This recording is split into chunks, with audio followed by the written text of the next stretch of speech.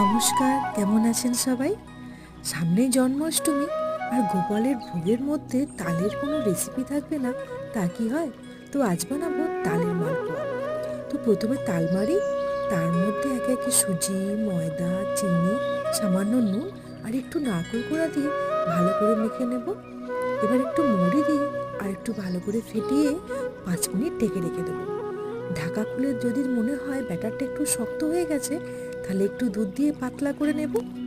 এবার কড়াইয়ে তেল ধোঁয়া ওটা গরম হলে এক এক করে মালপোয়াগুলো ভেজে নেব। ডুবো তেলে মালপোয়াগুলো লাল লাল করে ভেজে নিয়ে তুলে নেব।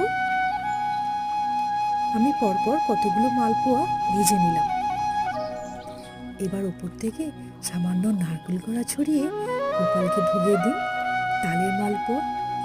আপনার গোপাল খুবই খুশি হবে।